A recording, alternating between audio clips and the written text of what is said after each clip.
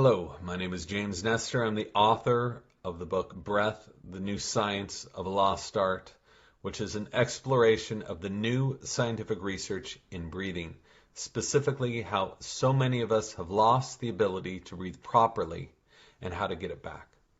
So the impetus for this book was in many ways tied to an experience I'd had practicing Sudarshan Kriya. This was years and years ago when I was suffering from chronic bouts of bronchitis, wheezing, and minor grade pneumonia. I was exercising all the time, I was eating right, I was sleeping well, but I just kept getting sick. I kept having these respiratory problems. So I asked my doctor, and she said, why don't you attend a breathing class? So I found an Art of Living weekend course held a few blocks from my house here in San Francisco, and I attended it. And then several weeks after that, I attended a long Kriya course. I remember walking into this room, sitting in this corner, and the tape started, and I was listening to Sri Sri Ravi Shankar and trying to really focus on every single breath I took. About 10 minutes later, I broke out into this enormous sweat. So there was sweat running down my face, my hair was sopping wet, my t-shirt was wet. The more I breathed, the more the sweat just poured out of me. So afterwards, some people saw me. They said, whoa, are you okay? And I said, no, I'm not okay. I'm better than okay. I feel amazing. I felt completely relaxed, but at the same time, I was bristling with energy.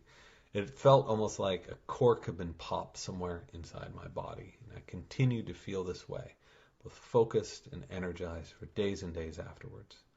So I asked my doctor, I said, what had happened to me? And she said, oh, the temperature in the room must have been too high, you're wearing too many clothes, or maybe you had a fever. So none of those things were true, of course. She had no idea what had happened to me, and I didn't know either. But as a science journalist, I've been writing about science for well over a decade, and I began to approach this experience and breathing as a scientific pursuit.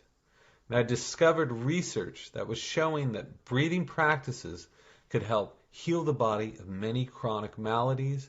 They could also help heat the body up, just as I'd found.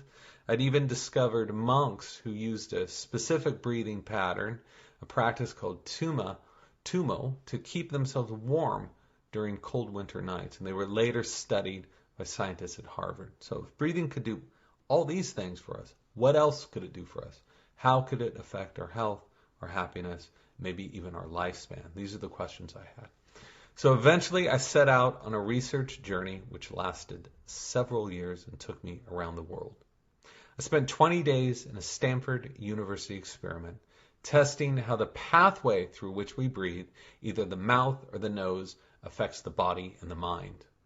I traveled to Europe, to ancient burial grounds, and researched with anthropologists who were looking at how the human face and mouth had changed over the past few hundred years of industrialization, and how this shrinking made it harder for us just to get air in and out of our bodies.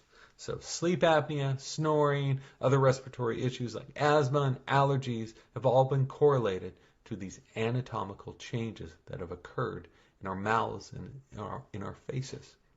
So I also researched dozens of breathing scientists who over the past century had found some amazing things that breathing alone could be used for. It could be used to help treat asthma, emphysema, hypertension, chronic mental disorders like anxiety, depression, and more. I then conducted an experiment with Sudarshan Kriya at the University of San Francisco Hypoxia Lab, where the researchers took blood draws before and after I practiced long Kriya, and they showed a massive transformation happening in my body. All the while, I was reading through hundreds of books and ancient texts, trying to piece together a history of conscious breathing practices, and found that the origins dated back to the Indus civilization in northern India, more than 5,000 years ago. What I discovered is exactly what the ancients in India, and later in China, Greece, and almost every other major culture had discovered before me. That breathing could be deleterious to our health if we did it improperly, and that it could be a powerful medicine if we focused on it and adopted healthy breathing habits. So no matter what we eat, how much we exercise, or whatever genes we've inherited, none of it really matters if we're not breathing correctly. Along the way, it was inspiring to find that more than 60 independent studies have confirmed the restorative effects of Sudarshan Kriya, and that my experience with this practice wasn't just a fluke, it wasn't just psychosomatic or a placebo effect or whatever. It was real. Breathwork exercises like Kriya, science is clearly showing us, have a profound effect on our long-term health, on our happiness, and likely can help increase lifespan.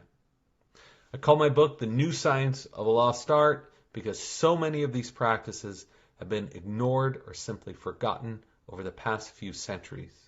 It's now very inspiring to me that science is now rediscovering and confirming what so much the ancients had said all along. I'm excited to see where all of this breathing research will take us next. In many ways, I have that experience in that chilly room in San Francisco practicing Sudarshan Kriya for setting me off on this wild and wondrous journey to what later became my book. Thank you for listening.